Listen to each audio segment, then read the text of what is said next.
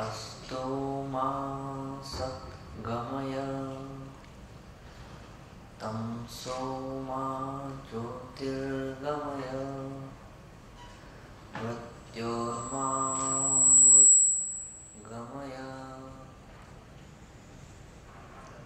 अयं निज परो वेति गणना लघुचेतसा उदारचरित्राणामर्तो वसुदेव कुटुम्बकम् ईशावास्यमिदं सर्वयत्किञ्च जगत्यां जगत् तेन तत्तेन भुञ्जीता मा कृतः कश्चित् त्वम् ॐ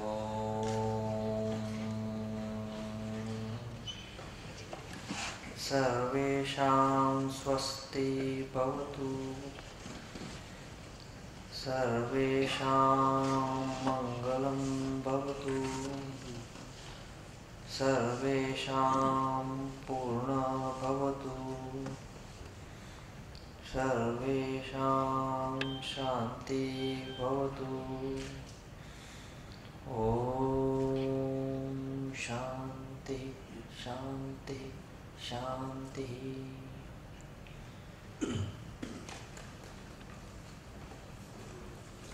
Thank you, Rajesh.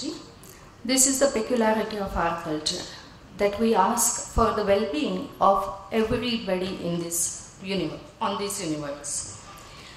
Now, to acquaint you all with the aims and objectives of Vishwa Adhyayan Kendra, I here invite upon Mr. Prakash Sahasrambuddhe.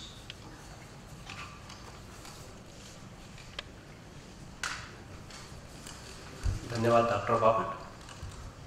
I stand here as General Secretary of Vishwa Adhyayan Kendra, and it is indeed a matter of pleasure for me to stand before this august gathering to introduce Vishwa Adhyayan Kendra on the occasion of 10th lecture in the series, which has been previously addressed by several luminaries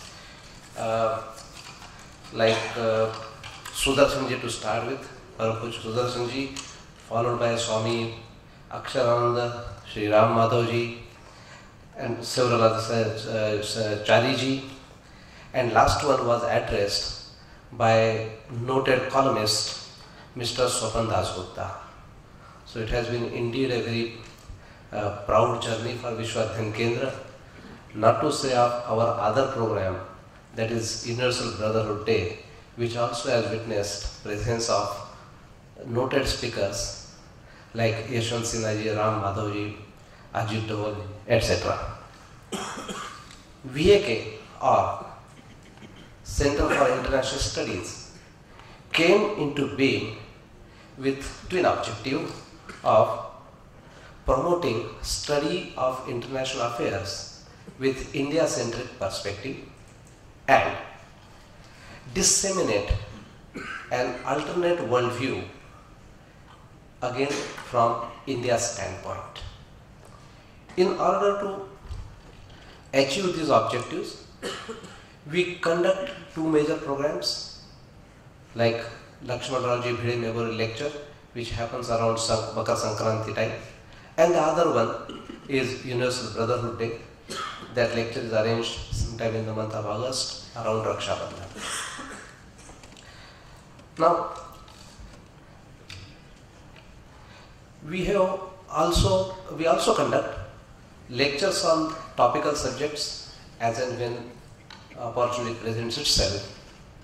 And the whole idea is to promote interest in international affairs, bring in awareness about the international affairs, and help society to create a view and opinion the way India as a nation should be understanding the international events.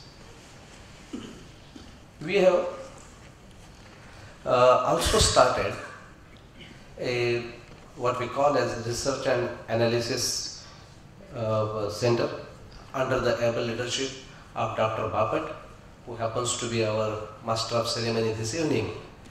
This center primarily focuses on promoting Sanskrit literacy and obviously the cultural element associated with Sanskrit, with due regard to Sanskrit being knowledge language of Bharat, as well as Sanskrit being the contact language primarily with our eastern neighbors during the heydays of India. Now, having said that, we believe in order to promote India-centric perspective, it is essential to really understand as Indians, as India, as Bharat, what we stand for. Is there a specific school of thought which represents Indian thinking? Now, until we understand what is our thought process, we reinvent probably or rediscover what that thought process is, it will be very difficult, if not impossible, to understand the world events from Indian perspective. A great job toward this end was done by late Pandit Deen Dayal Upadhyay 50 years ago, and that was titled as Integral Humanism or Ekatma Manav Darshan, as they call it in Hindi or Sanskrit. We have taken this as a target for ourselves for this year, so that we really not only spread the awareness about integral humanism, but also create an ideological and intellectual basis to understand world affairs from Indian standpoint. And in that effort, we have today's lecture by none other than one of the best authority on the subject, Professor Aniruddha Deshpande. Before I conclude my introduction of VAK, I would also like to put before you few upcoming programs of our Research and Innovation Center, which, as I said, primarily promotes Sanskrit literacy. In fact, this center is in the being for more than 3 years and have conducted several Sanskrit courses, and it is indeed a matter of pleasure and satisfaction for VAK or Center for International Studies that each of these entry has received overwhelming response from the interested individuals. Recently, we have conducted a lecture series on Veda Vidya. Again, it indeed received a very overwhelming response, and this encourages us to conduct more and reinforces our belief in the need for promoting Sanskrit literacy. We are going to conduct certain programs in the month of May. We intend to conduct a workshop on numismatic, that is science of coins, followed by, in the month of July, a lecture series on Mahabharata, and instantly tomorrow a new batch of Sanskrit courses is going to start, and all this credit goes to painstaking and tireless efforts by Dr. Bapat. Before I sign off, I would like to suggest that the lecture of Professor Deshpande will be followed by question and answer, and everyone is most welcome to send the questions that we could consolidate and put to Professor Deshpande. And for that purpose, I suggest we can use the cellular mobile technology. I give you my number. You may text your questions to me, and the number is 98200 56915. I repeat the phone number, 98200 56915. 915. We will certainly try to accommodate as many questions as possible, time permitting. Dhanyavad.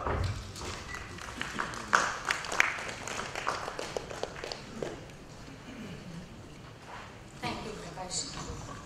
I am really esteemed to introduce our chief guest, Vice Chancellor of the University of Mumbai, Dr. Sanjay Deshmukh ji. I remember the proclamation when he became the Vice Chancellor. I quote his words, "This is the rare opportunity that I got, and I am looking at converting it into action." Sir, here these words remind me a great character from Mahabharata, Sanjay, the visionary. Dr. Sanjay Deshmukh ji has secured his MSc degree from the Institute of Science, University of Mumbai. He received his PhD degree in botany again from the University of Mumbai. He is the youngest PhD holder in the university at the age of 25. Shishyak Ichet Parajayam, this phrase has turned true for this university. A student of once upon a time is now the Vice Chancellor of the same university. He was an associate of School of Ecology at Institute of Science. In 1986 and 1990, he traveled a lot to study major mangrove formations in all the coastal states of India, including Lakshadweep, Andaman and Nicobar. His PhD dissertation was entitled Ecological Studies of Mangroves in Mumbai. We are really graced that the university got friendly and eco-friendly personality to head the university. I request our Vice Chancellor, Dr. Sanjay Deshmukh ji, to guide us. Dr. Sanjay Deshmukh.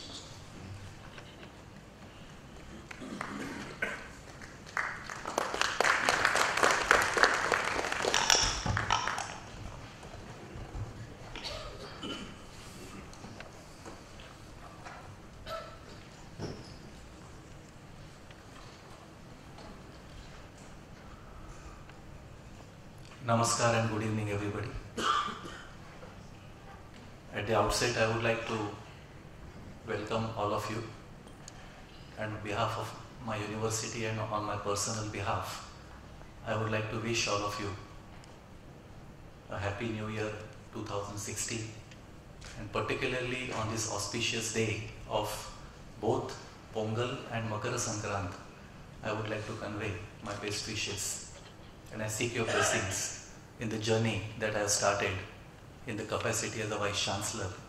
And I believe that every stakeholder of the university is a partner with whom we will have to walk this journey together for societal development.